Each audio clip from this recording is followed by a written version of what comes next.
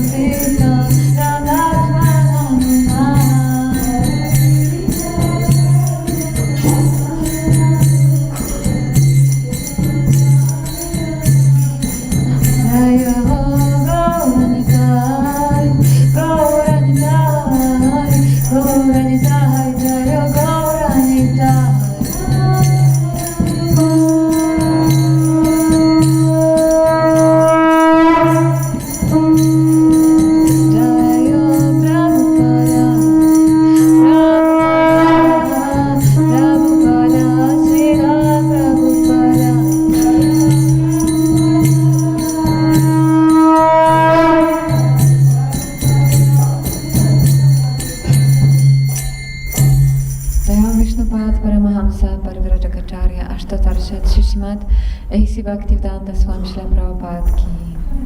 Jai Om Vishnu Pavad Paramahamsa Parivrajacharya Ashtotarshat Shishmat Bhaktivedanta Saraswati Goswami Prabhupada ki.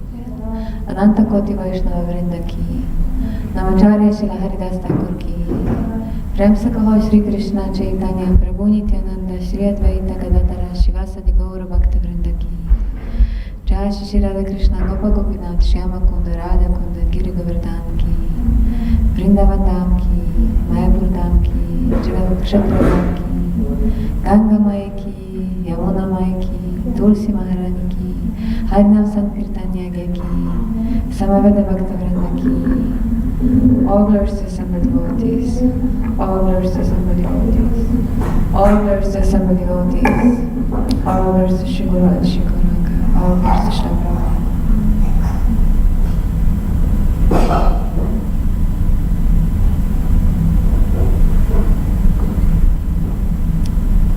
Namaste Narasimhaya. Namaste Narasimhaya. Namaste Narasimhaya.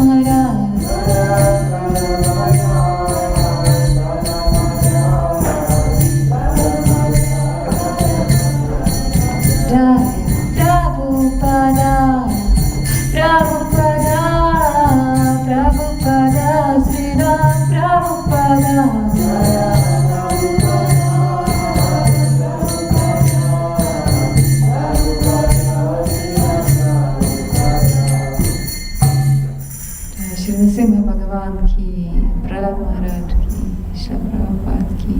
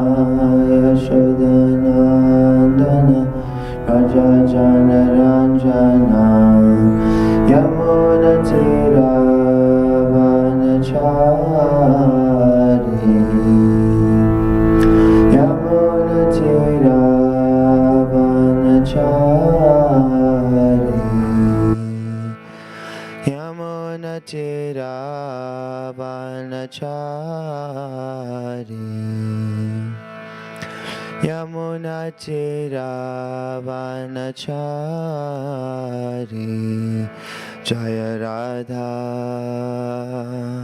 Madhava Kunja Bihari Jaya Radha Madhava Kunja Bihari Gopi Janavalabha Girivaradari Gopi Janavalabha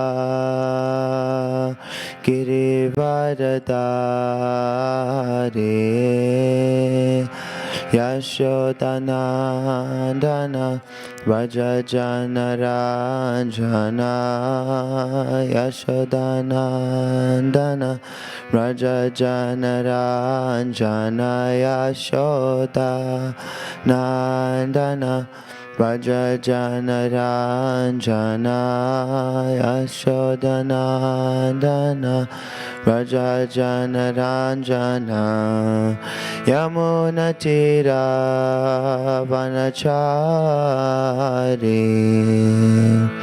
Yamunatira Vanachari Yamunatira Vanachari Yamunatira Vanachari Hare Krishna Hare Krishna Krishna Krishna Hare Hare Hare Rama Hare Rama Rama Rama Hare Hare Hare Krishna Hare Krishna Krishna Krishna Hare Hare Hare Rama Hare Rama Rama Rama Hare Hare Hare Krishna Hare Krishna Krishna Krishna Hare Hare Hare Rama Hare Rama Rama Rama Hare Hare Hare Krishna Hare Krishna Krishna Krishna Hare Hare Hare Rama Hare Rama Rama Rama Hare Hare Hare Krishna Hare Krishna Krishna Krishna Hare Hare Hare Rama Hare Rama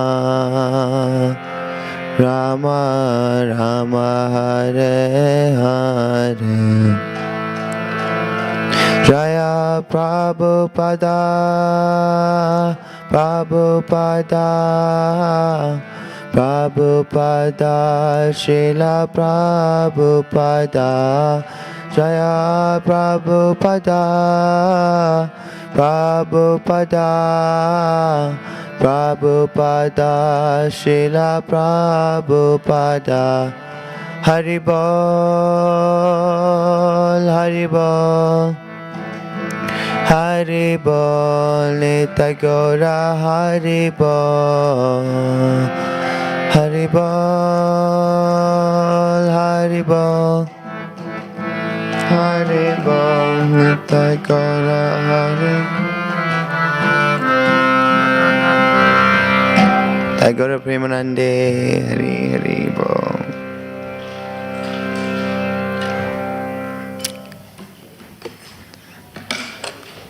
Om Namo Bhagavate Vasudevaya.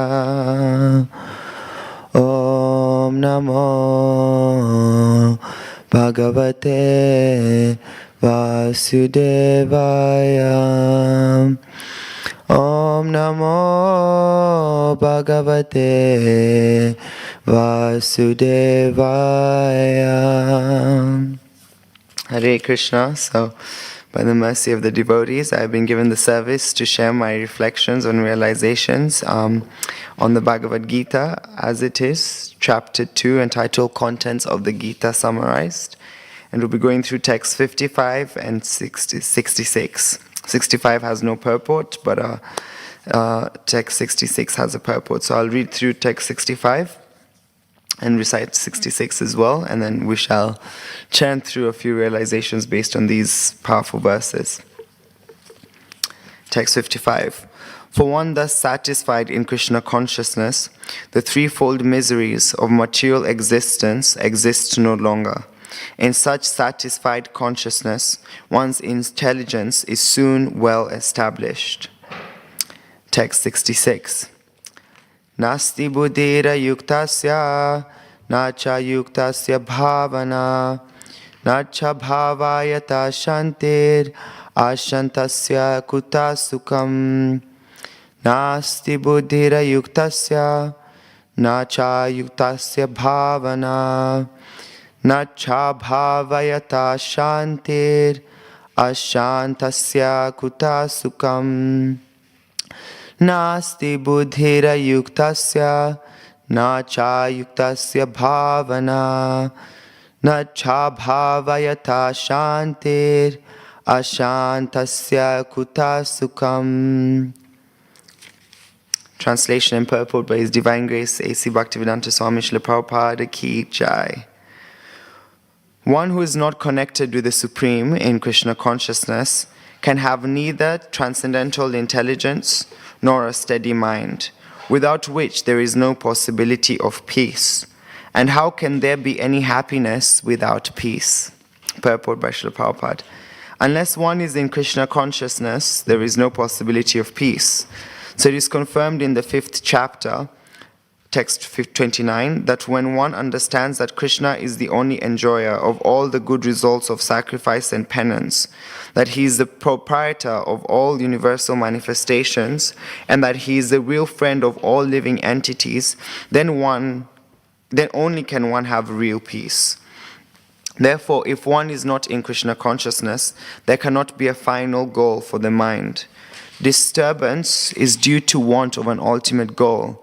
And when one is certain that Krishna is the enjoyer, proprietor, and friend of everyone and everything, then one can, with a steady mind, bring about peace. Therefore, one who is engaged without a relationship with Krishna is certainly always in distress and is without peace, however much he may make a show of peace and spiritual advancement in life. Krishna consciousness is a self-manifested peaceful condition which can be achieved only in relationship with Krishna. Shapapa Ki Jai. Om Jnana Timirandasya Jnananjana Shalakaya Chakshurun Militam Yena Tasmai Shri Gurave Namaha. Shri Chaitanya Manobishtam Stapitam Yena Bhutale Swayam Rupa Kadamayam Dadati Svapadantikam. Vandeham Shri Guru Shri Yuta Padakamalam Shri Gurun Vaishnavamscha Shri Rupam Sagrajatam Sahagana Raghunathan Vitam Tam Sajivam Sadvaitam Savadutam Parijana Sahitam Krishna Chaitanya Devam Shri Radha Krishna Padan Sahagana Lalita Shri Vishakan Vitamscha.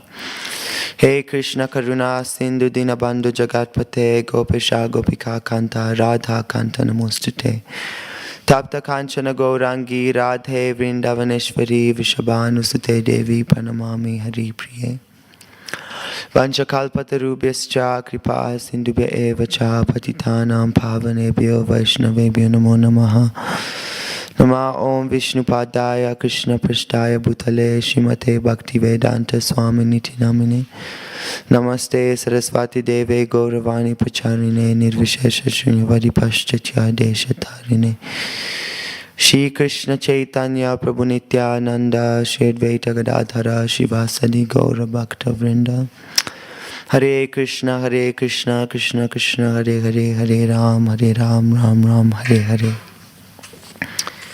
So in the verse, I shall repeat the translation again. One who is not connected with the Supreme in Krishna consciousness can have neither transcendental intelligence nor a steady mind, without which there is no possibility of peace. And how can there be any happiness without peace? So Krishna is basically saying in this chapter, the contents of the Gita summarized, he's condensing the essence of the Bhagavad Gita in this one chapter. And as I mentioned before in the past, just like an expert debater, Krishna brings out the facts and then later on elucidates on these facts in much more clear detail to dispel the doubts in Arjuna's consciousness and to convince him that he should perform his duty of fighting in full consciousness of Krishna, thereby not gaining any positive or negative reactions and being situated in transcendence, the goal of Krishna consciousness, which guarantees the direct association of the Lord, which Arjuna is actually already having anyway. But as we know, this is Krishna's master plan of bewildering Arjuna or putting him in such a predicament for the Bhagavad Gita to be explained for individual souls like us who are probably, or like myself, who are probably very much ignorant and misguided in our decision making as we trudge on through this thing called life in the material world. So Krishna very clearly states that Nashti Buddhir, one who is not engaged in Krishna consciousness, basically can never have steady intelligence, Nashti Buddhir. And Prabhupada translates this as Transcendental Intelligence. And I find that quite interesting because we see that many people in this world are deemed intelligent in different spheres of things that are outside of spiritual life. But yet they also lack happiness and they lack a state of peacefulness. So Prabhupada is talking about here transcendental intelligence. Intelligence which transcends the disturbances of the mind and the false ego. It is with a nice term that it was referred that devotional service is transsensory. And so it goes beyond the disturbances of the body. And the term that's used is atindriya. Devotional service is atindriya. It goes beyond the senses. And so, therefore, one aspires to be put in a situation where their senses do not disturb, where their senses are not disturbing them. And so Krishna is basically saying that if you're not in devotional service, Nashti Buddhir, you will never be able to have steady intelligence. We're on text 66, by the way, yeah. And then he goes to mention, because if what's underneath the intelligence is the mind. So he mentions, Nacha yuktasya bhavana, that if you do not have steady intelligence, then automatically it's a prerequisite that you will not have a controlled mind. And if you don't have a controlled mind, Nacha bhavayatha shantir, then there's definitely no peace guaranteed for you. And then Krishna brings up the rhetoric, Ashantasya kuta sukham.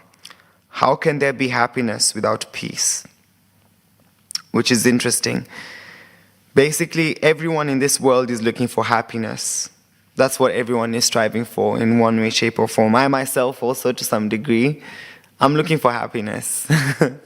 Actually, I am looking for happiness. It's a fact. And I want to be happy.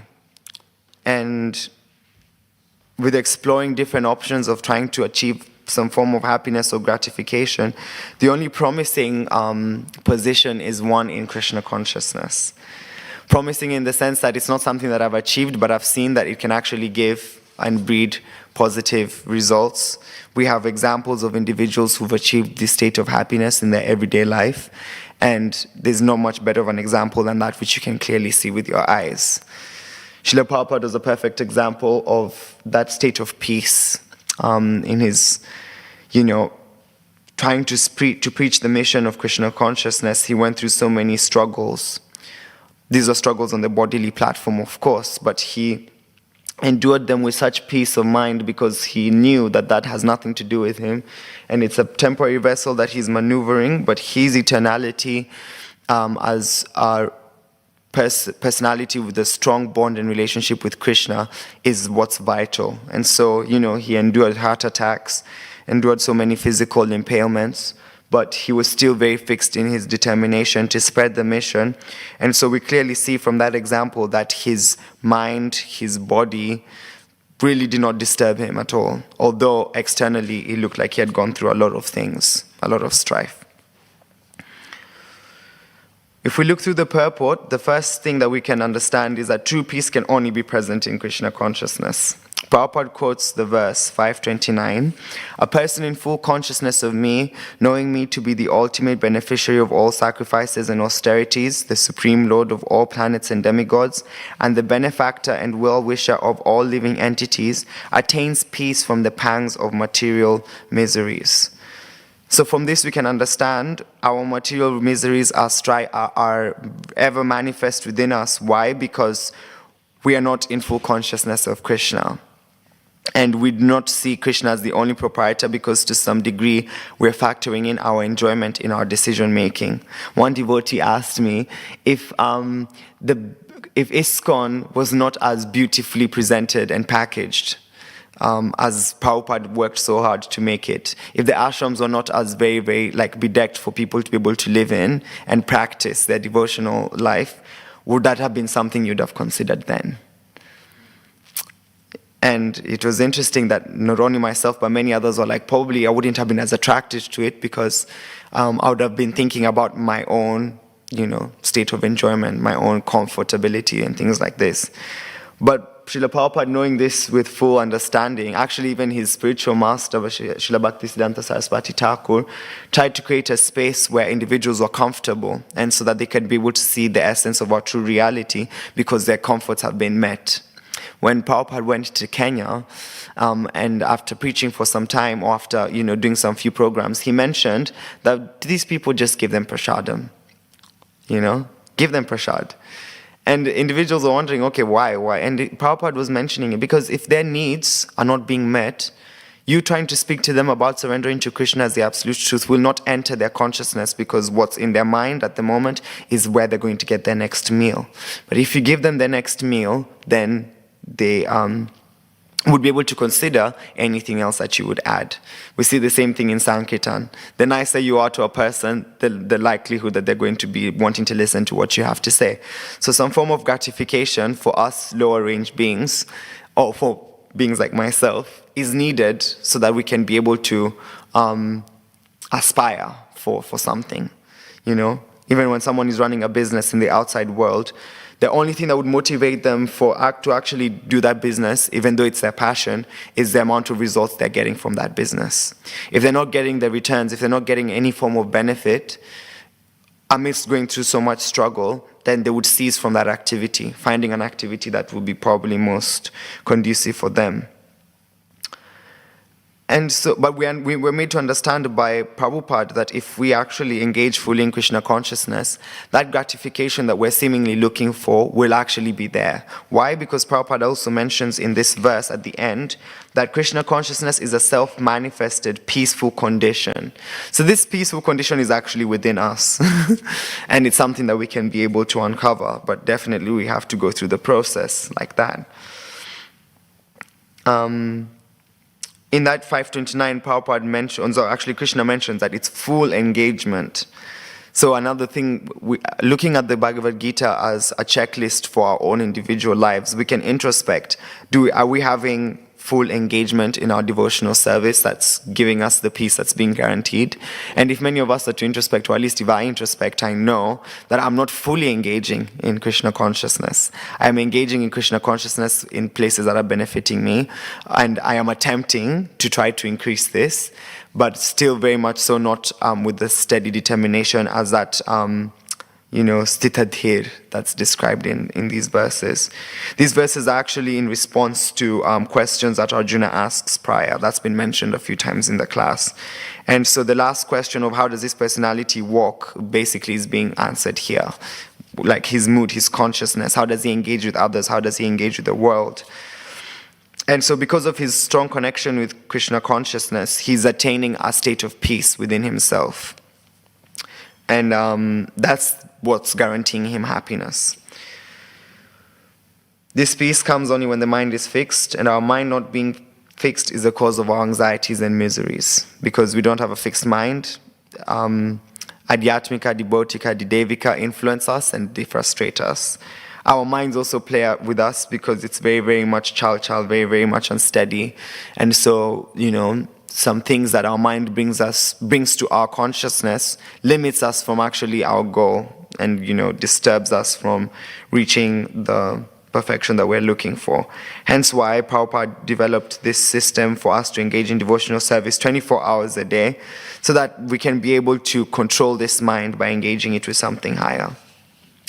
The next thing that we get from the purport is that if one is not in Krishna consciousness, there is no final goal within their mind. So a person who's not in Krishna consciousness is allowing his mind to wander about. They'll say, oh, I want happiness. As I was mentioning, happiness is something that we all want. But then the goals that the individual who's not in Krishna consciousness is having will definitely be many branched. And Krishna also mentions that a person who's irresolute in purpose has a very, very branched mind, and so can never achieve anything successfully.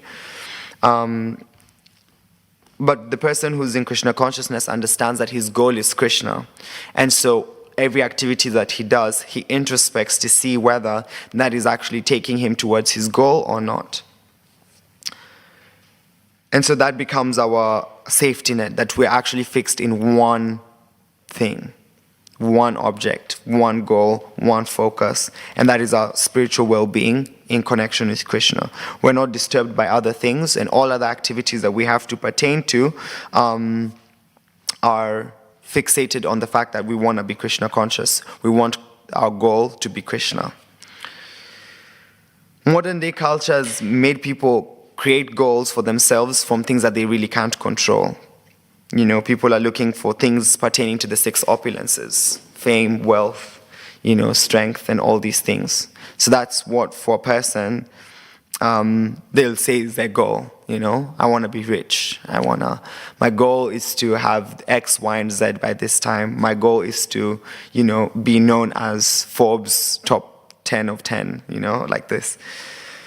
But these things are not things that they can really control. These are things controlled by their karma. And if they are actually deserving of whatever they get, if they put in the right effort and it's balanced out by the Supreme's will, then they can achieve it. Otherwise, if it's not, then they won't be able to achieve it. And then you find individuals who've worked so hard throughout their lives, put in the work that's deserving of, let's say, like £1 million, but they're only able to get £5,000 out of it. Two kids are in school studying the same amount of hours every day, but when they sit for the exam, one kid is getting 100%, the other kid is getting 20%. So it's not really guaranteed based on the amount of input that you put, and that's the mentality of the materialist. If I put everything, my heart and soul, into it materially, I will be able to breed this result, which has no guarantee. But in Krishna consciousness, we have the guarantee that if we put in this work, we'll actually achieve Krishna. He somewhat gives us a guarantee, and Arjuna becomes our practical example. From when he chooses to willingly surrender in the beginning of the 2nd chapter, then Krishna starts to explain to him the path of perfection. And then he asks Krishna all these questions, which are actually being answered in order to clear and dispel his doubts. And then eventually he ends up having a clear mind and performing his duty. So clearly we can see, and also from Krishna's words, declare it boldly that my devotee never perishes, is that, if we take to it seriously, then we will actually achieve the goal. But that's obviously dependent on our seriousness, which is obviously another topic of discussion. How serious are we to actually reach this goal? And if we might be serious in mind and in our understanding, but how is that translating into our actions and activities?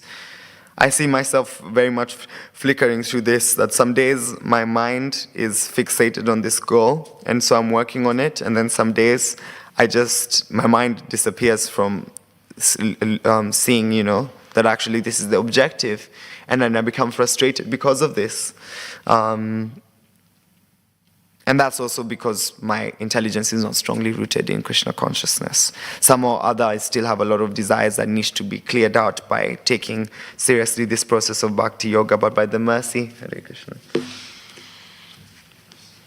but by the mercy of the Vaishnavas, by Krishna's mercy, by the mercy of Guru, then our intelligence can become deeply rooted in wanting Krishna consciousness as the goal of our life.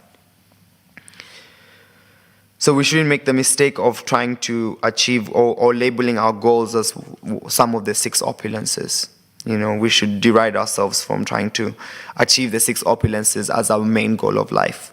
And that's what devotees do. They go out on Sankirtan to engage others to understanding that actually these things that you're striving for are things that you can only get if you deserve, and that you really should be striving to go to the person who's actually giving you access to all these things in the first place by taking to devotional service. And that's the mercy of the devotees. Prabhupada actually mentioned that that's the mood of the gopis. The gopis are going helter-skelter, convincing everyone to come and serve Krishna and to give Krishna the most pleasure, and that's really the topmost. And I was listening to a talk by His Holiness Devamrita Maharaj on Chaitanya Charitamrita, and he was mentioning that the verse, one of the verses in Guru Vastakam that says that the spiritual master is expert, in engaging others like this. And the devotees had, to some degree, fanatically placed that as Sankirtan. And other devotees are being disturbed by this. And so they sent Prabhupada a letter asking him. And because Devamrita Maharaj was around filing Prabhupada's letters, he got to see, and Prabhupada said, yes, this is so. Prabhupada basically said that, yes, it is so that the highest mood of the gopis is translated as Sankirtan, where devotees are going out to convince others. And so Prabhupada agreed with this. That's the mood of the devotees. They go out to convince others that this is a path to take. And you notice it here when any new person comes. We have people like His Grace Srinivas Prabhu who speak to them and talk to them about the benefits of devotional service and try their best to convince them that this path of bhakti is the best one. The next thing that we can understand from this is that when one understands that Krishna is the supreme goal of life, then peace of mind automatically manifests. Why? Because the devotee's life is geared towards the perfected devotional service. And this becomes the main aspect of his journey. He starts to see, okay, what am I doing that's helping me advance in my devotional service? What's limiting me in growing in my devotional service? And for many of us, we see that basically translating in our sadhana practices. Our good days come when our sadhana is steady. Our bad days come when our sadhana is disturbed. And so really it's in engaging in the practice that we become fixated on this, and we get to taste the bliss of devotional service at times when we are chanting, when we're associating with the devotees, when we're doing different activities. And that becomes the benchmark of our progress. I'm doing as well as my sadhana is. And I was speaking with some devotees, and they were mentioning how in the early days, when someone was struggling with something, and they went and they asked a senior, I've mentioned this before, that, I have this problem, that problem. The senior would first ask them, what's your sadhana? And they would say, okay, my sadhana is not so good. So the senior would tell them, okay, go perform your sadhana better, and if you're still having the same disturbance, come. And then they would notice that when they would go practice their sadhana, improve on their practices, when they'd come back, their problems are gone, because we get to factually experience that our issues become eradicated to the extent to which we put effort in our sadhana. And so that becomes one thing I also introspect on, that what am I doing to improve my sadhana? My sadhana bhakti, this process that we've been given that secures us from the onslaughts of the material energy. And I've also noticed when my sadhana is strong, I'm doing well. When my sadhana is not strong, I'm not doing so well. And some devotees I've noticed, or they can tell how my sadhana is dependent on my mood. Because it becomes clear as day like this, that the happiness for the devotee is coming from their sadhana. And this goal, as I mentioned before, is actually promised and it's almost guaranteed for everyone. We see people, regardless of their positions, they actually ended up achieving this perfection. Arjuna is one of them. He was distressed about fighting, and he achieved this goal because he actually became steady. Krishna tells him in 934 to think about him and to meditate on him, and then in the rest of the chapters, Arjuna is applying this by meditating on him. So he's actually, to some extent, in those 45 minutes, performing his sadhana and reaping the benefits almost immediately, when we have other personalities, because this process is not just limited to a specific group of people, it's open for everyone. And I think that's another nice, important factor about Krishna consciousness is that the goal can be achieved by anyone. It's not limited to a particular social class, group, caste, or creed. It can be achieved by everyone. And in the Srimad Bhagavatam, we get to see individuals who probably do not fit the spec of the ideal person to achieve devotional perfection, but they do it, you know? I like using Gajendra as an example because Gajendra is an elephant. When do you ever hear of an elephant achieving devotional service? So that's one.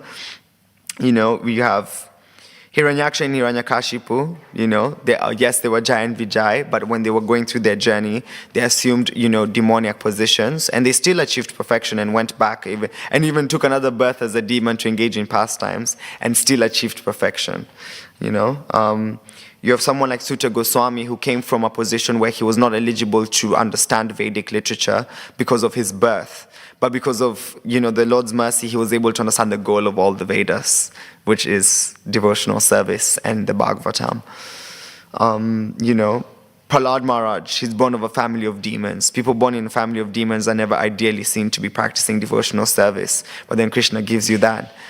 The often misconception is that women are not really meant for devotional perfection. But then you get personalities like Queen Kunti, you get personalities like Draupadi who practically surrender to the Lord and get the Lord's shelter and protection. So the Lord is breaking all these barriers and all these goals, all these codes to show that actually we can all achieve this state of peace of mind and this state of happiness. And, sorry. Another thing that's affirmed by Prabhupada is that a lack of God consciousness is our guarantee of distress. We'll notice when we're not God conscious, distress manifests. And individuals who are actually not even practicing devotional life are just very much expert at hiding their distress. They're walking down the street in their expensive, fashionable clothes. You know, they're presenting so many things. The need for a person to be outward about their successes is because they want some clarification or gratification from others. And that's what we see modern culture really propagating. Showing off your skills, showing off your wealth, and making all these things seen by the public for them to appreciate and give you love because you're lacking that love from within yourself. But if we take to Krishna consciousness, then we'll know that these are not ways or avenues to give us that kind of happiness, and we'll be satisfied within ourselves, knowing that our activities are actually really for the pleasure of Krishna himself and not for our own, as 529 says.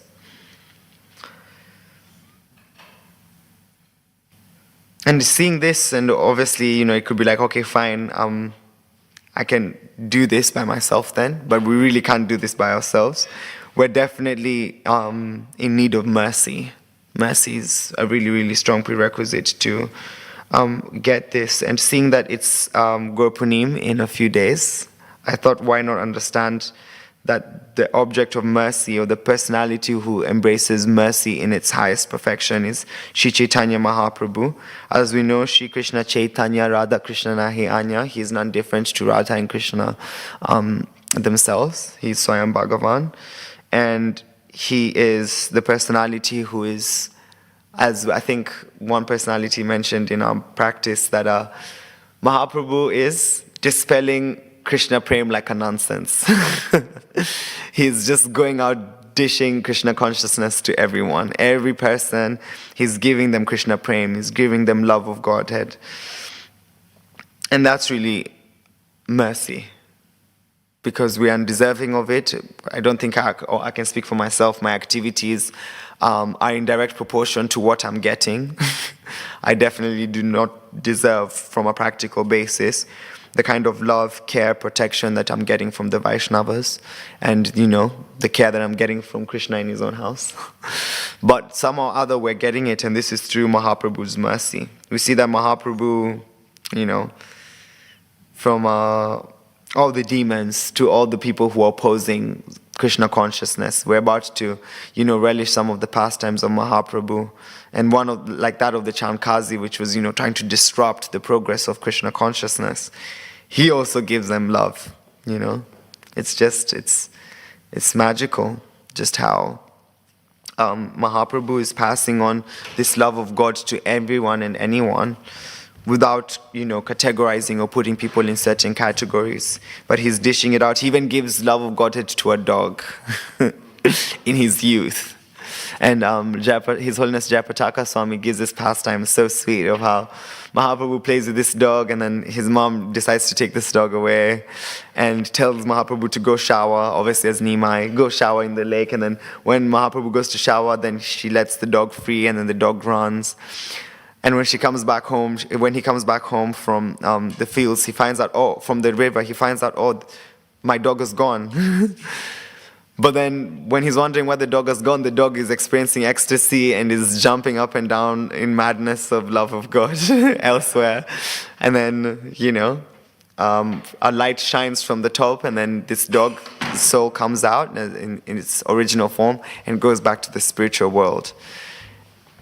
And that's definite mercy, that even the dogs are getting the love of God. They're also getting to taste Vraj Prem, which is amazing.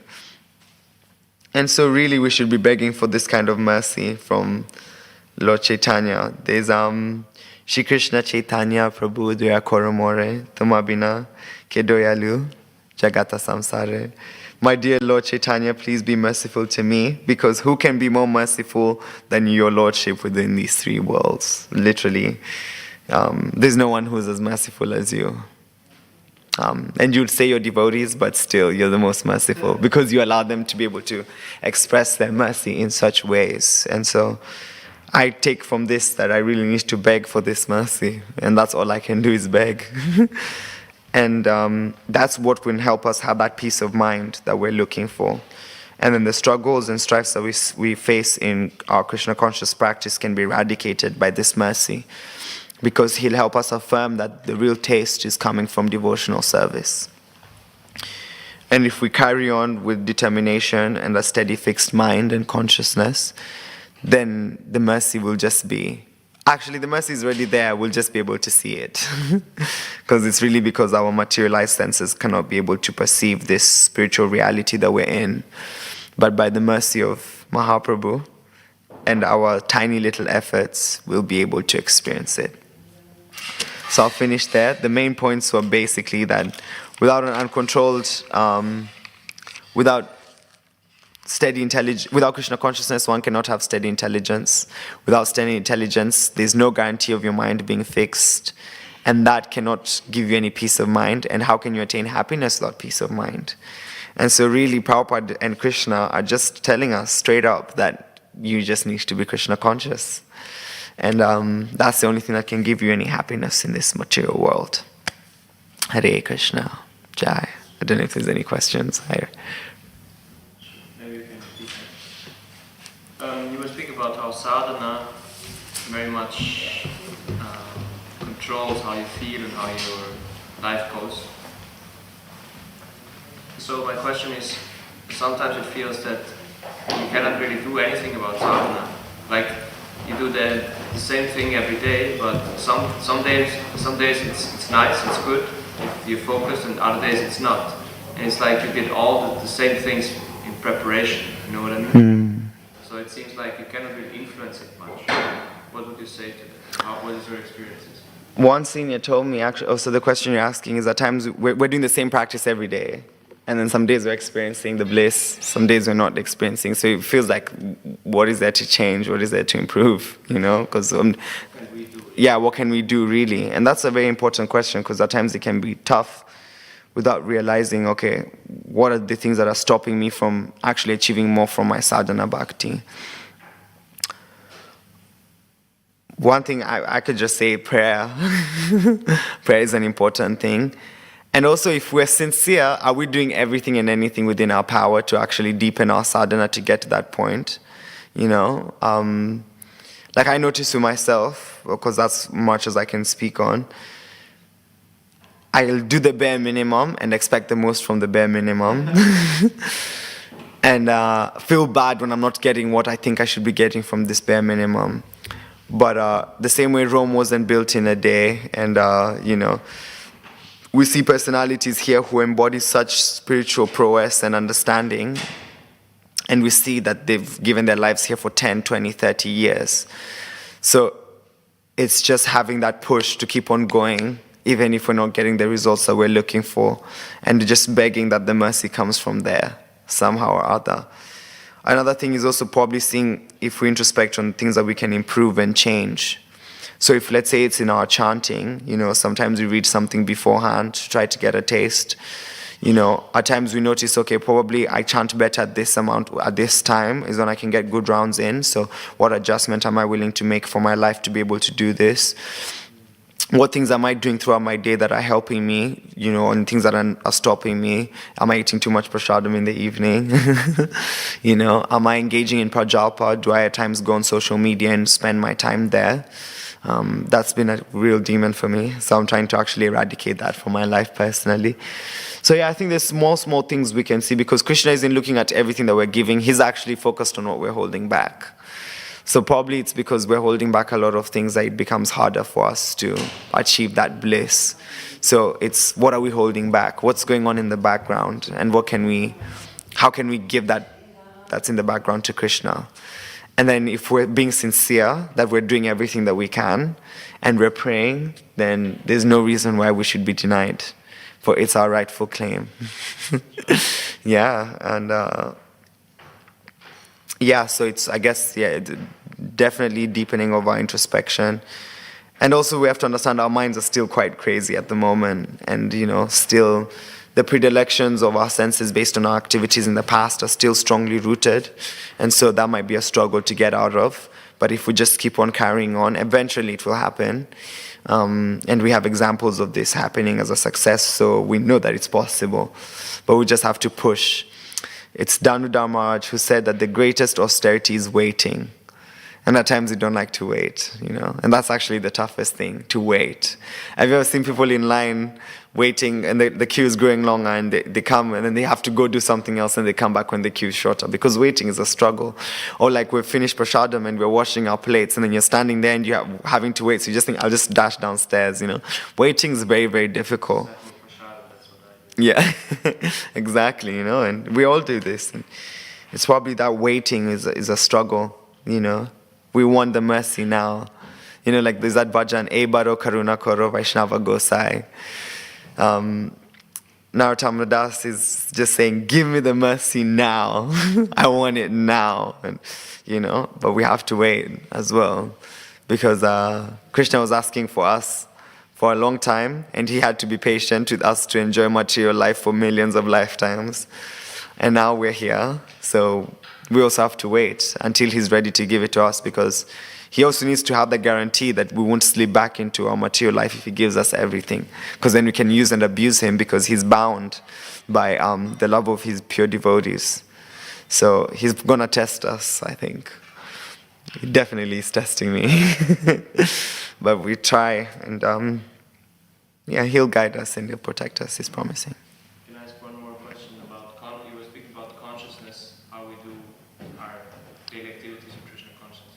So what is your experience? How can we keep this consciousness as much as possible, that the right consciousness of serving Krishna nicely? Well, I'm probably not the best person to ask this question. But I'm actually very poor at this. But I was advised by one senior devotee here is to actively try to meditate on what you're doing at every moment. And that's real yoga. He mentions that's real yoga. And from there we can witness that, wow, we're actually in a spiritual space. From something as, picking up your beads. He would mention, okay, meditate on the fact that these beads are, made from Krishna's servant who is wholeheartedly devoted to Krishna. And you taking these beads and attempting to chant the holy names, she's helping you to get deeper into your spiritual practice. And if we have that vision, we're seated here discussing Krishna consciousness. Individuals have stopped their practices or their activities to come and listen to the divine words of the Lord. Having that strong faith that that's what's going to give them perfection. We're all here waking up in the morning, witnessing the Lord as he's gotten up early in the morning and had his breakfast. And we're, reciting all these prayers to connect with him much deeper.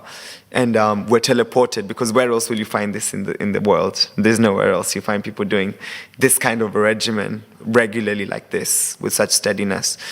So just like meditating on these things actively. Like at times I do this, I try, we're taking darshan in the morning, and we're reciting these prayers to the spiritual master, and then the spiritual master is saying that these mantras are saying that the spiritual master is none different from Krishna, who's right in front of me, and then we introspect and we start to understand, wow, these were words written by Vishwanath Chakravarti, who had Radha Gokulananda deities. And we have Radha Gokulananda deities. So that also just enhances the experience. You look around and you're seeing that, I'm here, this 23-year-old kid, and I'm seeing, seniors, some of them are 60, 70, 80 years of age, who've wholeheartedly given themselves to this with the purpose of trying to achieve Krishna. That is in itself quite magical of an experience. That it's not just a whimsical thing that you're doing with your friends, but it's actually something that's being carried out by intelligent classes of people. And just seeing these things, I think just noting them, day in, day out. At times even, I like it in the morning program when Guru Puja, when we take Prabhupada from the altar, take him to this other side. I don't know if I shared this with you, to Prabhupada on the Vyasasan, and then we're doing the Guru Puja, and then we take him back. And I meditated, it's like, we do Govinda Madim Purusham, saying you're the Supreme Lord. And then what does the Supreme Lord do? He kindly brings us his representative. He takes his representative to us, and then we turn to him and we start offering these prayers to him. And then he guides us back to Krishna. And then we get to actually sing and chant for the Lord like that. So it's a magical experience when I look at it in that way as well. And just seeing how jubilant and enthusiastic the devotees are really makes it a real experience. So in these ways, I try to add, but I'm not really successful with it. Otherwise, I would not be wallowing in distress like I do most of the time. But we get to understand that it's real. You see pujaris like Prabhu always in bliss, walking around, rendering service, teaching devotees on how to have better etiquette, and choosing to guide people. Like he owes me nothing, yet he'll spend his time to guide me. You feel the love. And that also impels you, I need to do something. So I think these small things, just picking them up, trying to be Krishna conscious is what Ananta Gopal told me. Just try to see Krishna in everything. Meditate on that and it can help. Jai. Thank you so much. Srimad Bhagavad Gita ki Jai, Srila Prabhupada ki Jai, Jai Nitai Gaura Premanande. Gaura Bhaktivedanta ki.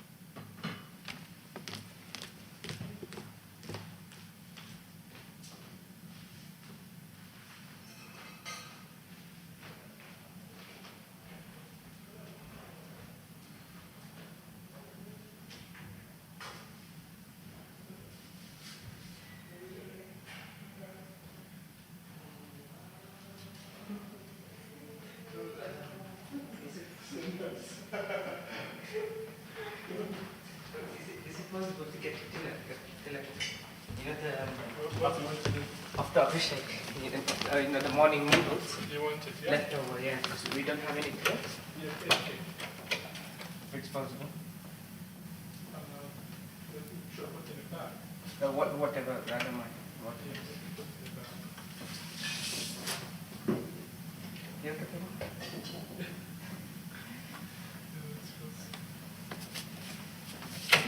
Let's do some. I'll do some special gifts to finish. Did you give him a special gift then? When we met a few weeks ago, he told me he wants Kindle and Matt's pen. I'm looking for it as well, but let's see how Krishna wants to do that. Because I'm saving it for my, let's see, next. Thank you, darling. Oh, that's your plate? Oh, then I can put your Yeah, seat. just pretend. Let's wait for taking this also.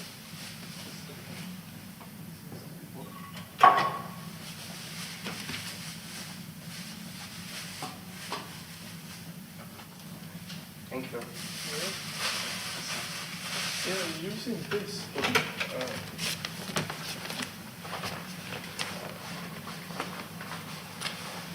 Someone gave me quite a few. They floss your teeth. Sometimes, yeah. So take it. I have somebody give me like a 7 of those. You sure? Yeah, so many. It lasts me for 10 years. Yeah. Use Thank it you. every night. It's good. There's a good middle of the Yeah, pizza. yeah, yeah. Thank you.